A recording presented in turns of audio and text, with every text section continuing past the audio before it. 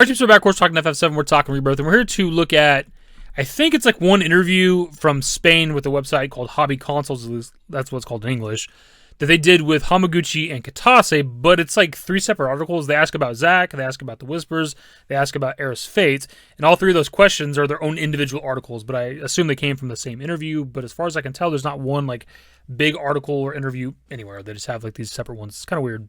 And when it comes to these three articles, like the Zack stuff is probably the most interesting, and not just because I'm a Zack fan. It's actually where we get maybe the most interesting things to talk about.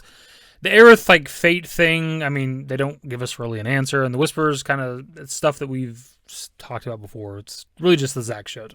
So let's just hop right into it. The ending of 7 Remake makes it clear that anything can happen from here on out. Can you explain why you decided to tell this new story instead of retelling the original? Were you worried about the fans' reaction to the changes? Yes, I can definitely answer that. There's a very specific reason why we decided to go in that direction instead of replaying the original game and its story. Even if we had decided to recreate the game completely without changing anything, there would be some surprises and new discoveries that we would put in there for players. And it would be fun, but it wouldn't be enough. As a work of entertainment, we want people to not know what is going to happen at the end, to have suspense and feelings of doubt of not knowing where the story is going. Final Fantasy VII is a very famous story. Many people know how it ends and what happens. So there would be an absence of motivation, commitment, and suspense if we did not generate doubts.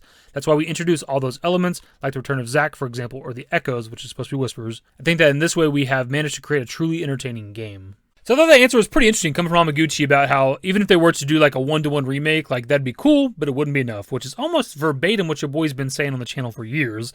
Like if they just did a one-to-one remake with the remake project, I would have bought it, I would have enjoyed it, but I like the new shit that they're doing, right? And then specifically the talking of like putting down people's minds.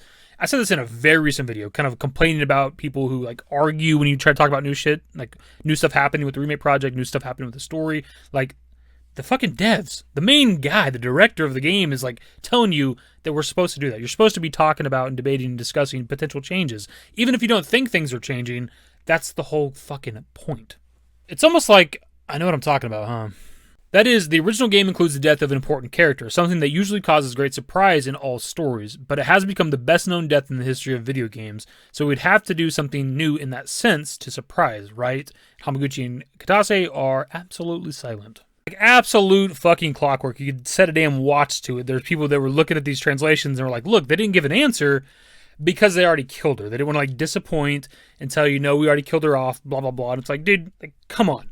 I need people in this community to think. Just please think. Like they didn't give us an answer. That doesn't mean anything. Like them not answering could mean anything. It could be 1,000 different things. Them not answering could be because they killed her.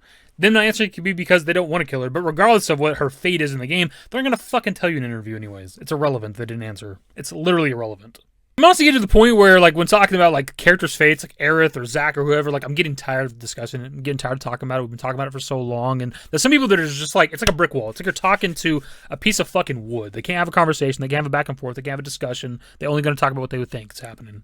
At this point that there's like, I don't know, like 24 timelines and Aerith lives in all of them just to piss people off, dude. Like, goddamn, I'm tired of talking about it. So with this question and answer, we don't really need to read it, but it's about the Whispers. It's about whether or not they're going to return, which you already know they're going to, but also about the fan theory that the Whispers themselves are meant to be like a representation of the fans because the fans don't want things to change, etc., etc. And Hamaguchi thinks that essentially that it's an interesting idea, an interesting theory. Hamaguchi does go on to say, though, and to answer the other part of your question, yes, the Whispers are back in Rebirth. Although they appear in a slightly different form, they have a slightly different role compared to the remake. Together with Zack, they continue to help explain where the story is going, what the end of everything will be. So you can expect great things from the Whispers. I hope it'll be interesting to see how they appear in this game. The Whispers returning for like a while now from other interviews. This is probably the first time we got a little bit of info on them. For one, they're apparently going to be a slightly different form, so they probably look similar, but maybe just slightly, I don't know how different. Like, I don't know, different color palette, different shape a little bit, I don't know. And them also doing something slightly different. I think that would pertain to Sephiroth controlling them now. With the remake, obviously, they're trying to keep Destiny in line. The Harbinger's dead now. They seem to be under the control of Sephiroth. So it'd probably be them doing a similar role, but like doing what Sephiroth wants them to do, as opposed to keeping Destiny in line. This would also probably be the first time that we're told that they're pretty important when it comes to the Rebirth story, I think.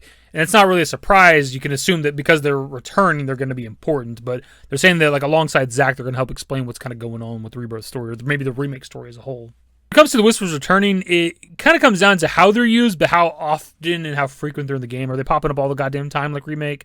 How often are we going to see them? What exactly are they doing, etc., etc.? Because the Whispers were by far the most controversial thing when it came to remake.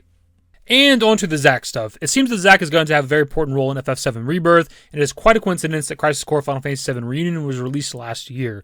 Would you say that it is necessary to have played Crisis Core to understand the story of Rebirth? If you want to empathize more with Zack's character, feel and understand him better, then it is a good idea to have played Crisis Core before this game. You might get a different perspective on it.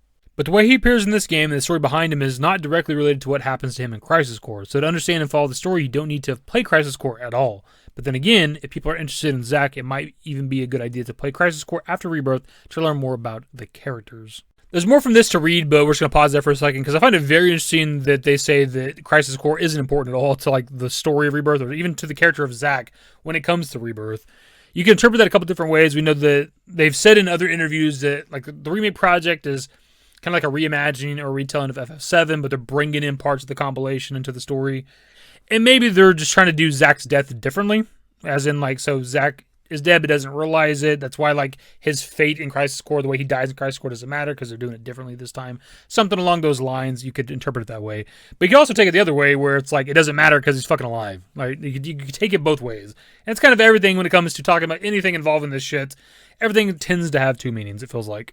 But also, towards the end there of what I read, he says that it might be a good idea to play Crisis Core after Rebirth to understand the characters, plural. And now, there are multiple characters that are in Crisis Core that will appear in Rebirth. But if we're in Sinful hat that shit, it's Genesis. That's what I'm saying. That's what I'm getting around to. It's Genesis. Confirmed. Not really, but still. In fact, Zack plays a very important role in Final Fantasy VII Rebirth by helping to tell the story in its entirety. In 7 Remake, we have these entities called Whispers that were used to show doubts about how the story was going to continue and play with people's expectations. What is going to happen? How is it going to end? Is it going to be different? What do I expect? At the end of the game, when they break through the barriers of destiny, suddenly anything was possible. People didn't know what was going to happen from that point on. The Whispers are very involved in all of this, and Zack takes on a very similar role in Rebirth. Through Zack, you'll discover more about what happened after you broke through the restrictions of fate and escaped that timeline. You're going to discover what could really be happening and how it could all end. He plays a very important role in all of that. So I think fans of Zack and Crisis Core and the original game are going to be happy to see more of him. I think he's going to have even more fans after this. I mean, call me crazy, but did Hamaguchi just say we escaped that timeline? I mean, come on. How much more information do we need, right? He also talks about, like, through Zack, we could see what could be happening and what could happen by the end of all the things. And that kind of gives like evidence to like the idea of Zack being like a doomed world, the ominous rift in the sky. So like maybe Zack survives, but he's in this timeline where all the bad shit's happening, right? It looks like maybe our characters are dead, the world's maybe going to be destroyed, whatever that rift is in the sky, that whole thing. Like, I don't know, man. It just seems like pretty obvious to me. I'm going to need to further explain just a bit what I mean by that, because Hamaguchi says that through Zack we could see what could really be happening, and through Zack we could see what could really be happening by the end. And I just mean like that through Zack surviving, maybe it puts him in this like doomed world. We know that our group is following the FF7 story, and Zack is where like the new shit's kind of happening. So they told us in other interviews and stuff. And it's just maybe like Zack's world and his story is an example of if we change fate, this is the type of shit that's going to happen or whatever.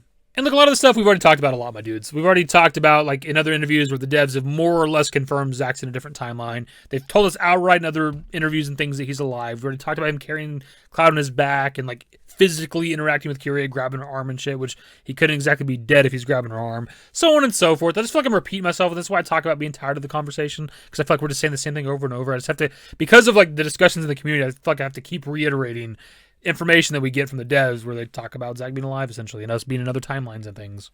Anyways, it's more or less it for the video, my dudes. This pretty much everything worth talking about as far as I'm aware from this. I don't know if there's any other parts of this interview. I don't know if it's just these 3 like articles or whatever. We've got some interesting stuff. Them talking about Zack mostly, about not needing to play Crisis Core, which I find to be very particularly interesting, since they just released this like a little bit over a year ago. Why is my nose itching so much? I don't know. But them also giving us a little bit of info on the Whispers and how they're going to like look a little bit different, act a little bit different, about how integral they are to the story alongside Zack as well, and then their non-answer for Aerith's fate that people put a lot of stock into. Anyways, that is the video, my dudes. Subscribe to the channel if you guys are new. Social networks in the description below. Follow me on Twitter, @DaveYT. That's it. Bye.